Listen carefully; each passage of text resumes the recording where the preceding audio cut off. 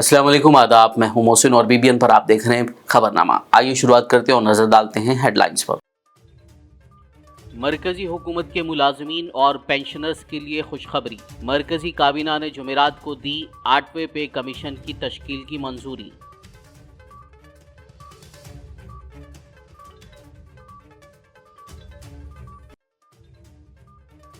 रेवंत रेड्डी ने साबिक मरकजी वजीर जयपाल रेड्डी को उनकी यौम पैदाइश पर पेश किया खिराज अकीदत। कहा, जयपाल रेड्डी ने अलहदा रियासत तेलंगाना के ख्वाब को पूरा करने में अदा किया अहम रोल।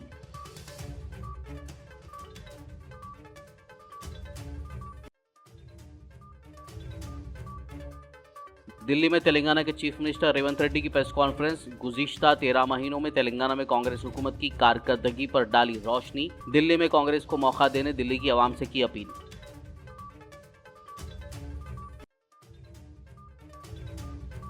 केटीआर से फार्मूला ई रेस केस में ईडी ने 8 घंटे तक की पूछगछ। केटीआर ने कहा, उन्होंने एसीबी के 80 और ईडी के 40 सवालात के दिए जवाबात।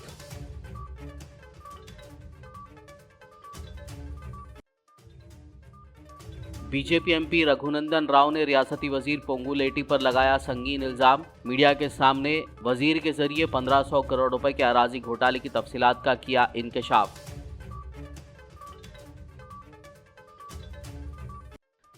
कर्नाटक के शहर बीदर में दिन दहाड़े फायरिंग और 93 लाख की लूट। एटीएम में रकम जमा कराने आए सिक्योरिटी अहलकारों में से एक हलाक, दूसरा जख्मी। 2 मुसल्लह हमलावर 93 लाख रुपए लेकर मोटरसाइकिल पर हुए फरार। और अब खबरों की तफसील। मरकजी हुकूमत ने सरकारी मुलाजमीन और पेंशनर्स के लिए एक बड़ी खुशखबरी सुनाई है। मरकजी काबीना ने 8वें पे कमीशन के क़याम की बाज़ाब्ता मंजूरी दे दी है, जिसके तहत सरकारी मुलाजमीन की तनख्वाहों और दीगर माली फ़वाइद में इजाफा किया जाएगा। इस फैसले का ऐलान मरकजी वज़ीर अश्वनी विष्णु ने जुमेरात को काबीनी इजलास के बाद किया। इस सिलसिले में जल्दी ही नए पे कमीशन के चेयरमैन और 2 दीगर अरकान की तकर्री अमल में लाई जाएगी, जो तफसीली जायज़ा लेने के बाद तनख्वाहों और दीगर माली फ़वाइद में बेहतरी के लिए अपनी सिफारिशात पेश करेंगे। यह फैसला मरकजी हुकूमत के लाखों मुलाजमीन और पेंशनर्स के लिए एक बड़ी राहत का बाइस बनेगा, क्योंकि वो तवील अरसे से महंगाई और दीगर माली दबाव के पेश नज़र तनख्वाहों में इजाफे का इंतज़ार कर रहे हैं। माननीय प्रधानमंत्री जी ने केंद्र सरकार के सभी कर्मचारियों के लिए 8th सेंट्रल पे कमीशन को मंजूरी दे दी है। 1947 से अब तक 7 पे कमीशन हुए हैं। प्रधानमंत्री जी ने एक रेगुलर रिदम के साथ पे कमीशन बनाने का जो एक संकल्प लिया है, उसके हिसाब से 2016 में लास्ट 7th पे कमीशन स्टार्ट हुआ था, तो 2026 में इसका टर्म कंप्लीट होता है। उससे वेल बिफोर 2025 में 8th पे कमीशन स्टैब्लिश करने से सफिशिएंट टाइम मिलेगा, so that the recommendations can be received well before the completion of the period of 7th पे कमीशन। इसमें मैसिव कंसल्टेशन होगा with the state governments, with all the different stakeholders in the central government, in the PSUs, और chairman and 2 members का भी शीघ्र appointment होगा। तेलंगाना के chief minister Revanth Reddy ने साबिक मरकजी वजीर जयपाल रेड्डी को आज उनकी यौम पैदाइश के मौके पर खिराज अकीदत पेश किया। इस मौके पर उन्होंने कहा कि जयपाल रेड्डी ने अलहदा रियासत तेलंगाना के ख्वाब को पूरा करने में अहम रोल अदा किया। दिल्ली में जयपाल रेड्डी की तस्वीर पर फूल चढ़ाने के बाद चीफ मिनिस्टर ने मजीद कहा कि मुत्तहिदा आंध्र प्रदेश की असेंबली में MLA और पार्लियामेंट के दोनों ऐवानों की रुकन की हैसियत से अपनी तकरीरों के जरिए जयपाल रेड्डी ने अनमिट नुखूश छोड़े हैं।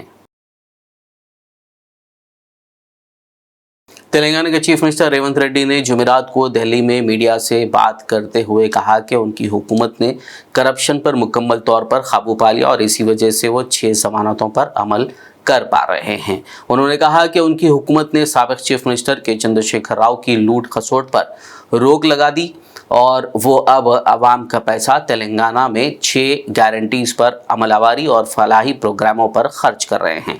उन्होंने तेलंगाना में गुज़िश्ता 13 महीनों के दौरान कांग्रेस हुकूमत की कारकर्दगी पर रोशनी डालते हुए दिल्ली में कांग्रेस को मौका देने दिल्ली की आवाम से अपील की। वहाँ पर हम लोग भारत जोड़ो के समय पर, तेलंगाना राज्य के चुनाव समय पर 5 गारंटी वादा कर चुका है। हम चुनाव के समय पर तेलंगाना जनता को जो वादा किया था, हर वादा निभाने के लिए कोशिश किए। इसीलिए आज दिल्ली कांग्रेस पार्टी के राज्य के अध्यक्ष देवेंद्र यादव जी और इंचार्ज निजामुद्दीन के साथ आज ये प्रेस मीट और 2 गारंटी आज दिल्ली जनता को हम लोग वादा कर रहा है। पिछले कुछ दिनों से 3 गारंटी वादा कर चुका है दिल्ली कांग्रेस पार्टी ने।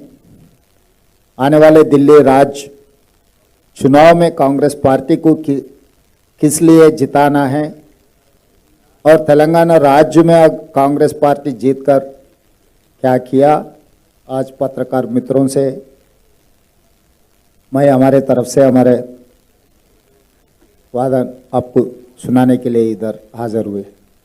तेलंगाना राज्य में बहुत बड़ा मुद्दा किसानों का कर्जा। 1 साल के अंदर 25,50,000 किसान परिवारों को 21,000 करोड़ रुपए हम कर्जा माफी किए। आजादी के बाद कोई राज्य सरकार ने इतने बड़ा किसानों को कर्जा माफी नहीं किए। जहां पर बड़े बड़े राज्य उत्तर प्रदेश, गुजरात, महाराष्ट्र जैसा बड़ा बड़ा राज्य जहां पर भारतीय जनता पार्टी की सरकार है, वहां पर भी कर्जा माफी नहीं किए। हम लोग तेलंगाना राज्य में 1 साल के अंदर जो चुनाव के समय पर 2 लाख रुपए तक कर्जा माफी करने के लिए वादा किया था, हम लोग पहले ही साल 21,000 करोड़ रुपए किसानों को कर्जा माफी किए, हमारे बात निभाए। बीआरएस कारगुजार सदर व साबिक वजीर केटी रामाराव जुमेरात को फार्मूला ई रेस केस में पूछताछ के लिए हैदराबाद में एनफोर्समेंट डायरेक्टोरेट के रूबरू हाजिर हुए। इस दौरान बीआरएस कायदीन कारकुनान की एक बड़ी तादाद भी केटीआर के हमरा ईडी के दफ्तर पहुंची थी, ताहम पुलिस ने उन्हें दाखिले से रोक दिया। सिर्फ केटीआर को अंदर जाने दिया गया। वाज़ेह हो के एंटी करप्शन ब्यूरो की जानिब से एक तरफ इस केस की तहकीकात जारी है, जबकि दूसरी तरफ एनफोर्समेंट डायरेक्टोरेट ने मनी लॉन्ड्रिंग के इंसदाद से मुताल्लिक कानून के तहत केटीआर और HMDA के 2 साबिक अहदेदारों के खिलाफ एनफोर्समेंट केस इंफॉर्मेशन रिपोर्ट दर्ज की है। इसी केस के सिलसिले में सीनियर IAS अहदेदार अरविंद कुमार और HMDA साबिक chief engineer BNL Reddy ED के रूबरू हाजिर हुए। ईडी ने इन दोनों के बयानात रिकॉर्ड किए। जुमेरात को केटीआर से 8 घंटे तक पूछताछ की गई। मीडिया से बात करते हुए केटीआर ने कहा कि उन्होंने जो सवालात पूछे गए उनके जवाब दिए।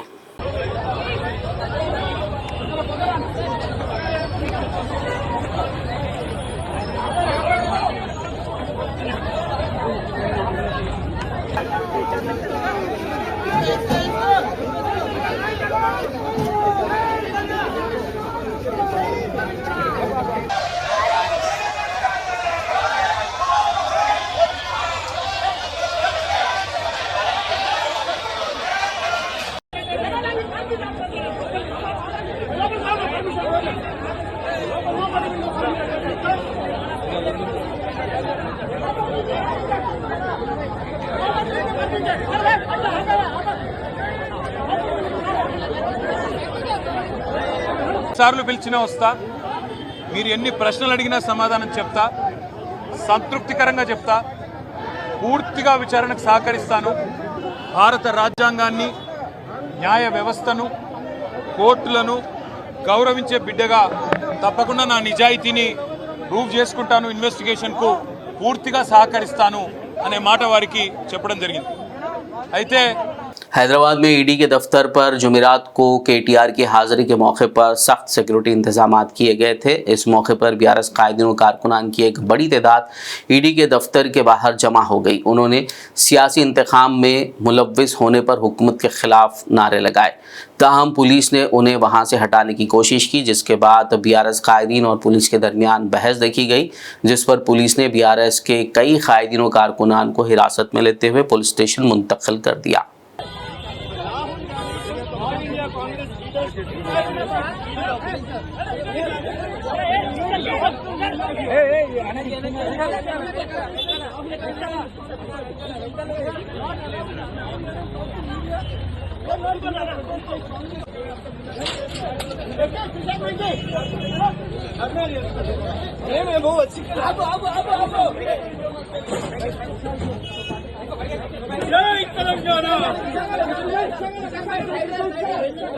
రాహుల్ గాంధీ ఈడీ ఆఫీస్ పోయినప్పుడు కాంగ్రెస్ నాయకులు అందరినీ తీసుకొని పోయింది. మరి ఇవాళ మాకు కనీసం ఈడీ వాళ్ళని మాట్లాడే స్వేచ్ఛ ఉంటుందా? ఇవాళ ఇక్కడికి వచ్చి media BJP MP Raghunandan Rao ने रियासती वजीर पोंगुलेटी श्रीनिवास रेड्डी पर बदउनवानी का इल्जाम लगाया।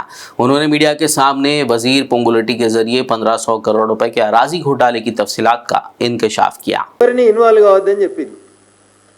9వ తారీఖు నుంచి సంక్రాంతి సెలవులు వచ్చినాయి కోర్టుకి, 20వ తారీఖు దాకా హైకోర్టుకు సెలవులు। కోర్టు ఆర్డర్ ఇచ్చింది సార్ అని మా వకీల్ సాబు ఇంకొంతమంది పోయి దండం పెట్టి దరఖాస్తు ఇద్దామని పోయారు।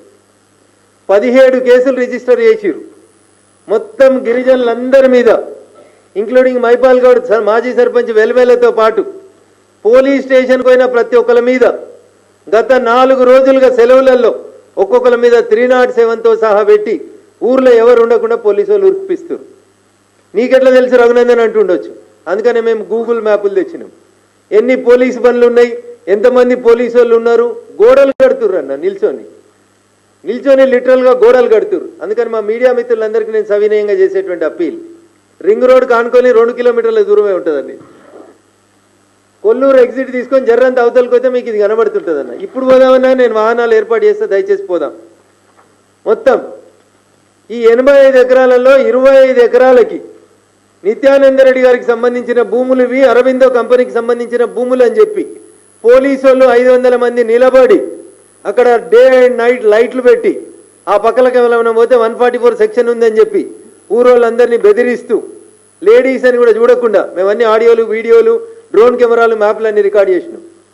నా విజ్ఞప్తి రాష్ట్ర ముఖ్యమంత్రి గారికి, డీజీపీ ఆఫ్ పోలీస్ తెలంగాణ గారికి, హైకోర్టు సర్వోన్నత న్యాయస్థానం దాంట్లో ఇన్వాల్వ్ కావద్దు, వాళ్ళ భూముల్ని డిస్టర్బ్ చేయొద్దని చెప్పిన తర్వాత మీ పోలీసోళ్ళు, మా పోలీసోళ్ళు, సంగారెడ్డి జిల్లా పోలీసులు మొత్తం 3 రోజుల నుంచి ఒకటే డ్యూటీ చేస్తారు। एड़े చేస్తారంటే వెల్మెల ఊరవతలే చేస్తారు। बीआरएस से पार्टी बदलकर कांग्रेस में शामिल होने वाले 10 अराकीन असेंबली को नाअहल करार देने की दरखास्त करते हुए बीआरएस ने सुप्रीम कोर्ट में जुमेरात को 2 अर्जियां दाखिल की।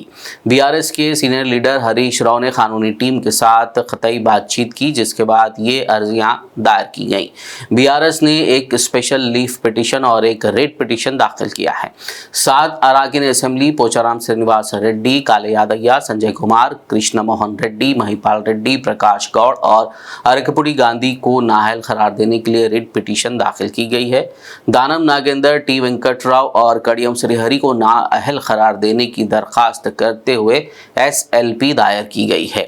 बीआरएस ने अपनी अर्जियों में कहा है कि हाई कोर्ट की जानिब से स्पीकर को हिदायत दी गई थी कि वह मुनहरिफ अराकीन असेंबली को नाअहल करार देने के बारे में फैसला करें, लेकिन 6 माह गुजरने के बावजूद भी उन्होंने कोई कार्रवाई नहीं की। हैदराबाद के हल्के असेंबली कारवान में नए राशन कार्ड की इजराई के सिलसिले में सर्वे के अमल का 16 जनवरी से आगाज हो चुका है, जो 20 जनवरी तक जारी रहेगा। इस सिलसिले में कारवान के मजलिसी एमएलए कौसर मोहिउद्दीन ने मुतालिका अहदेदारों से बात की और उन्हें तरजीही बुनियादों पर इस अमल को मुकम्मल करने की हिदायत दी। नागर कर्नूल एमएलए के राजेश रेड्डी ने रियासती हुकूमत से मुतालबा किया है कि सहाफ़ियों को इंद्रम्मा इल्लू के मकानात फराहम किए जाएं। महबूब नगर में इंद्रम्मा इल्लू, नए राशन कार्ड, रैतू भरोसा और इंद्रम्मा आत्मीय भरोसा स्कीमों पर अमलावरी के सिलसिले में मुनक्किदा मीटिंग के दौरान एमएलए राजेश रेड्डी ने जिला इंचार्ज वजीर दामोदर राज नरसिम्हा के जरिए हुकूमत से दरख्वास्त की कि सहाफ़ियों को इंद्रम्मा इल्लू फराहम किए जाएं। खबरनामे में फिलहाल लेंगे एक ब्रेक, मुलाकात होगी इस छोटे से ब्रेक के बाद।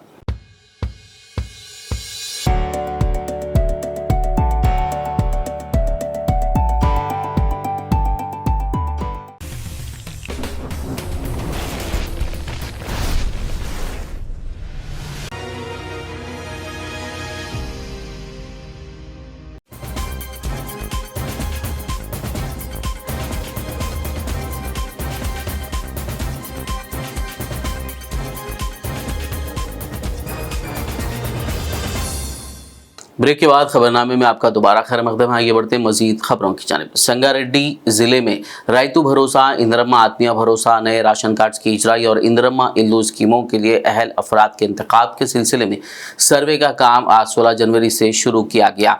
जिला कलेक्टर क्रांति वल्लूरी ने मज़कूरा इलाकों में जारी सर्वे के काम का जायजा लिया और अहदेदारों को अहल अफराद की तफसीलात दर्ज करने ज़रूरी हिदायत दी। वाज़ेह हो कि रियासती हुकूमत 26 जनवरी से रायतू भरोसा, इंदिरम्मा आत्मीय भरोसा, नए राशन कार्ड्स और इंदिरम्मा इल्लू स्कीमों का आगाज करने जा रही है। जिला आदिलाबाद में नए राशन कार्ड्स के लिए फील्ड सतह पर इस्तेफादा कुनिंगान की शनाख्त और उनकी तस्दीक का अमल शुरू हो चुका है। इस सिलसिले में जिला कलेक्टर राजऋषि शाह ने सिरिकुंडा मंडल के मुख्तलिफ देहातों का दौरा किया और मुतालिका हुक्काम की जानिब से किए जा रहे राशन कार्ड्स, रायतू भरोसा, इंदिरम्मा इल्लू के सर्वे का मुआयना किया और हुक्काम को ज़रूरी हिदायत दी। इस मौके पर जिला कलेक्टर के हमरा तहसीलदार तुकाराम और दीगर अफसरान मौजूद थे।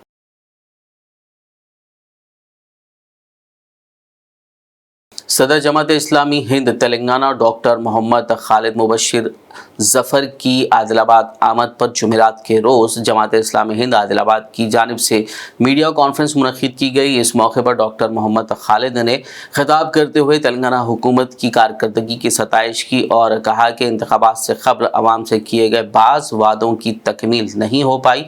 उन्होंने उन्हें भी पूरा करने का हुकूमत से मुतालबा किया।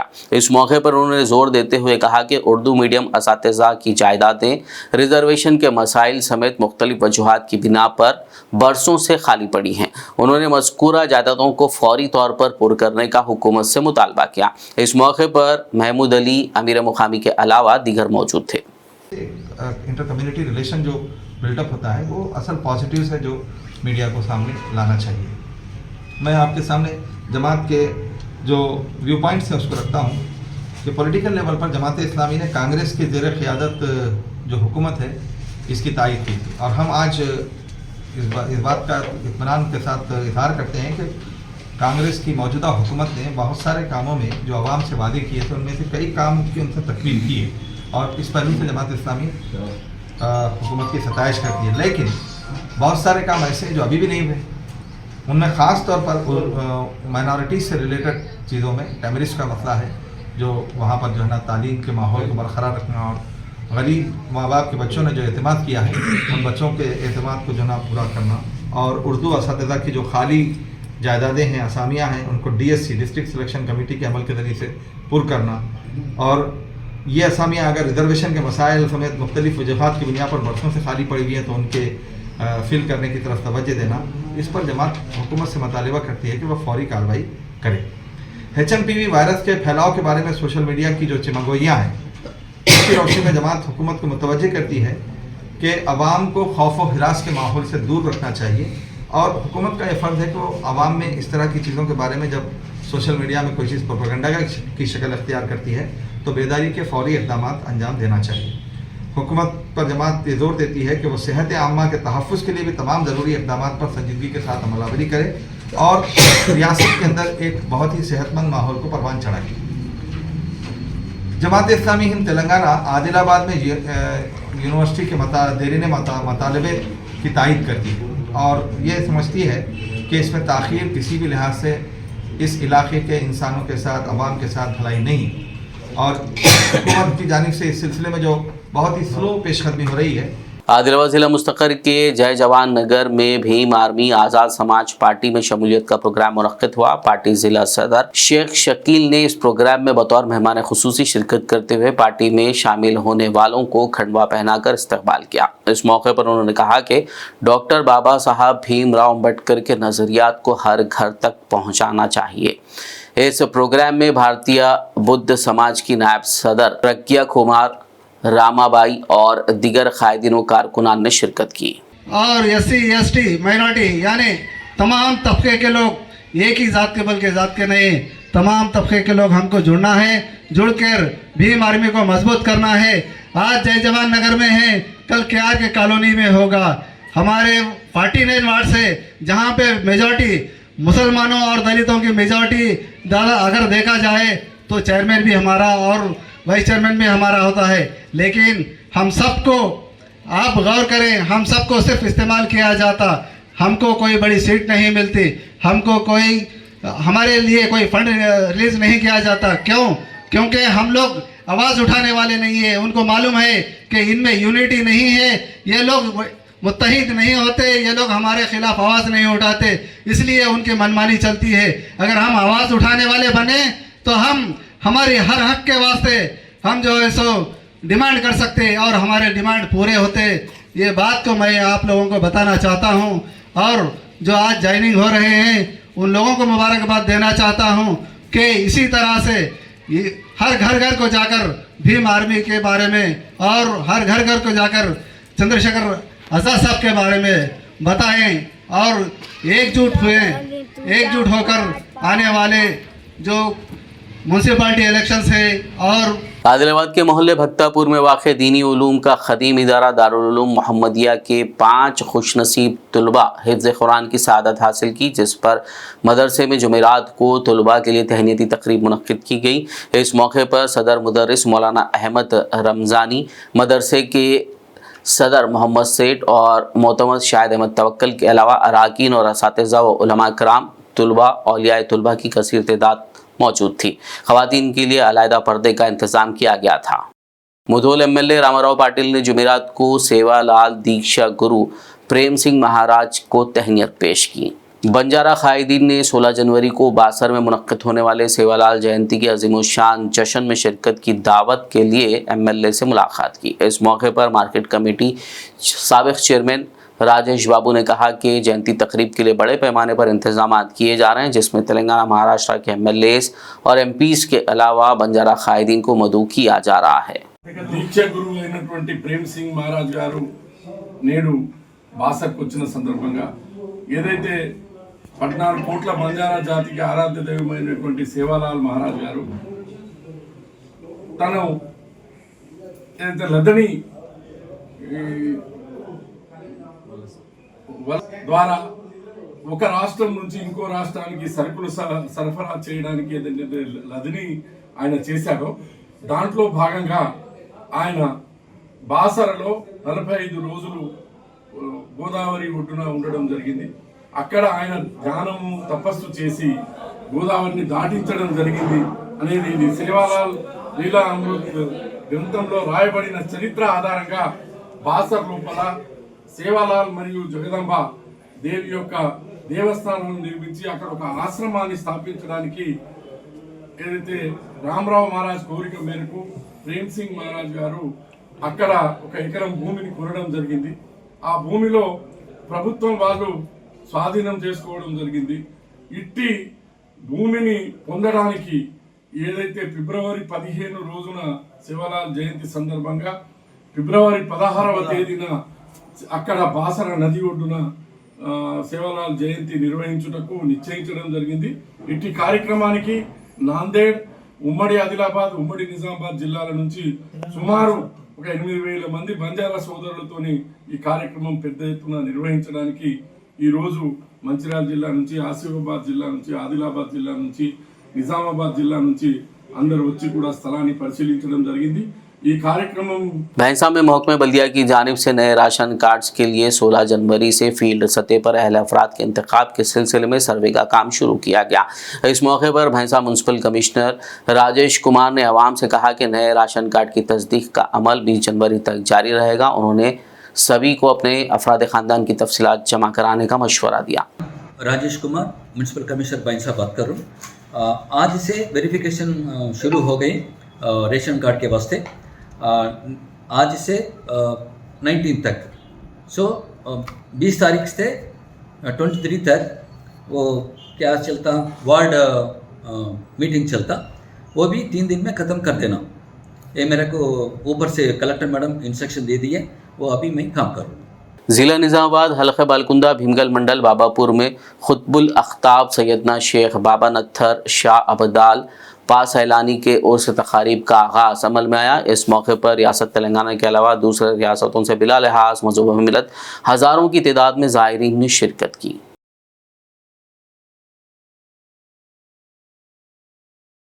आरमूर के वार्ड नंबर 28 सईदाबाद कॉलोनी में वेलकम बोर्ड का आमिना मस्जिद के इमाम अनीसुर रहमान के हाथों संग बुनियाद रखा गया। इस मौके पर सईद बिन अली हजरमी, नुमाइंदा काउंसलर सैयद अतीक, सैदाबाद कॉलोनी के रिहायशी, मरकजी कमेटी तंजीम मुस्लिमीन सदर मोइनुद्दीन, आरमूर मजलिस सदर जहीरुद्दीन, अहले हदीस कमेटी सदर खलील, आरमूर समाजी कारकुन गांधी अबुल हसन के अलावा दीगर ने शिरकत करते हुए खुशी का इजहार किया। रियासत कर्नाटक के शहर बीदर में दिन दहाड़े जुमेरात के रोज SBI बैंक के ATM में रकम जमा करने आए सिक्योरिटी एहलकारों पर फायरिंग करते हुए 93 लाख रुपए लूट लिए गए। तफसीलात के मुताबिक बीदर शहर में डिस्ट्रिक्ट कोर्ट और डिप्टी कमिश्नर के दफ्तर से मुंसलिक State Bank of India SBI के सिक्योरिटी एजेंसी के अमले पर मोटरसाइकिल पर सवार 2 मुसल्लह डाकुओं ने 7 राउंड फायर किए जब वो मसरूफ तरीन शिवाजी चौक के पास SBI के ATM में कैश लोड करने पहुंचे थे।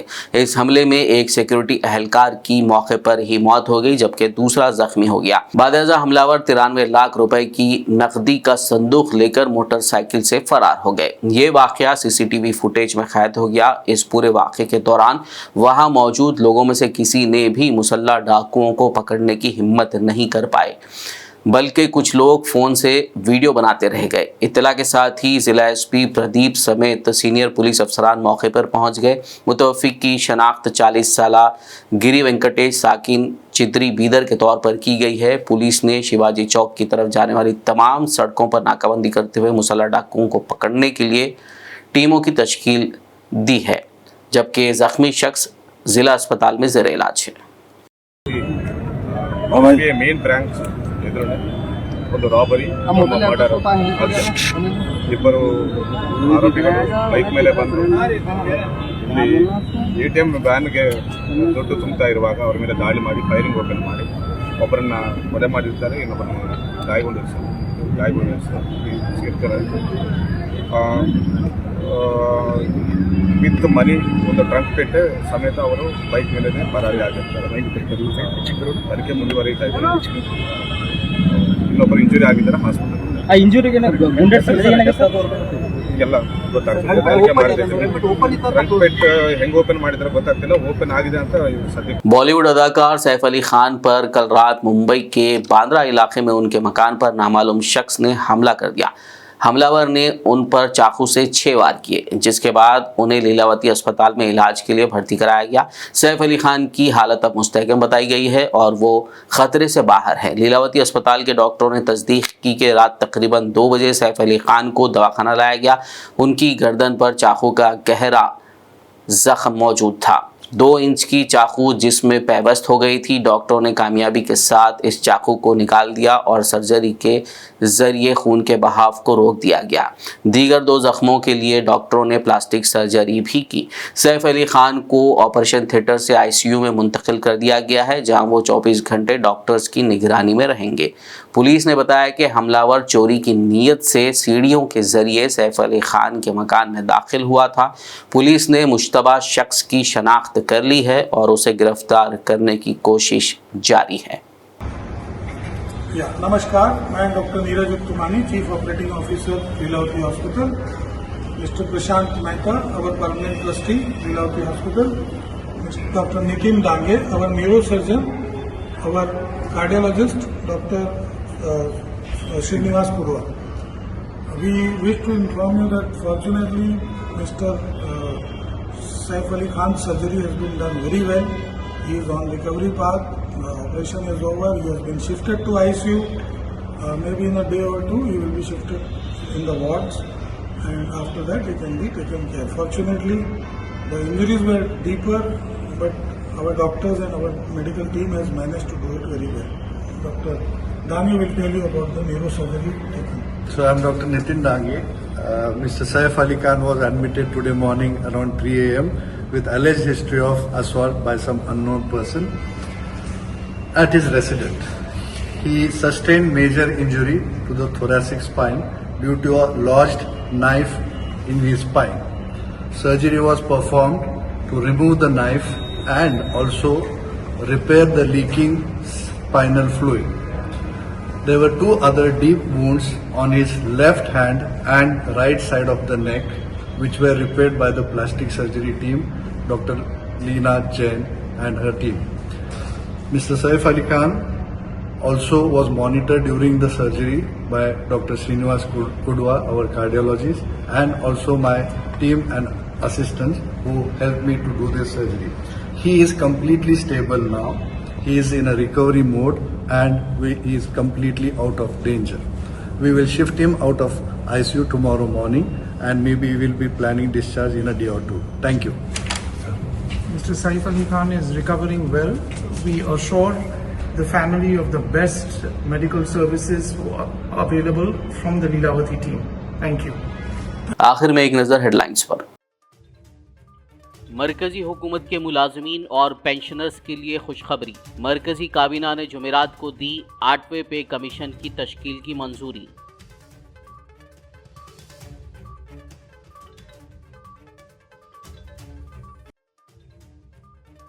रेवंत रेड्डी ने साबिक मरकजी वजीर जयपाल रेड्डी को उनकी यौम पैदाइश पर पेश किया खिराज अकीदत। कहा, जयपाल रेड्डी ने अलहदा रियासत तेलंगाना के ख्वाब को पूरा करने में अदा किया अहम रोल।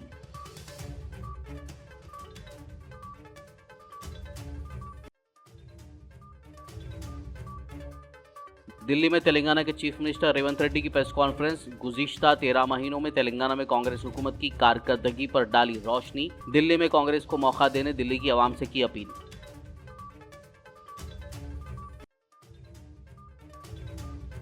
केटीआर से फार्मूला ई रेस केस में ईडी ने 8 घंटे तक की पूछगछ। केटीआर ने कहा, उन्होंने एसीबी के 80 और ईडी के 40 सवालात के दिए जवाबात।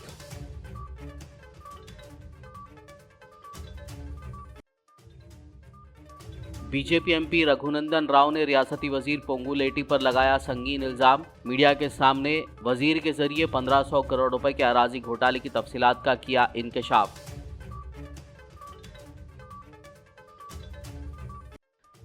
कर्नाटक के शहर बीदर में दिन दहाड़े फायरिंग और 93 लाख की लूट। एटीएम में रकम जमा कराने आए सिक्योरिटी अहलकारों में से एक हलाक, दूसरा जख्मी। 2 मुसल्ला हमलावर 93 लाख रुपए लेकर मोटरसाइकिल पर हुए फरार। खबरनामे में फिलहाल बस इतना ही। ताज़ा तरीन अपडेट्स के लिए देखते रहिए BBN न्यूज़ यूट्यूब और फेसबुक पर मौजूद हमारे वीडियोस को लाइक और शेयर ज़रूर कीजिए।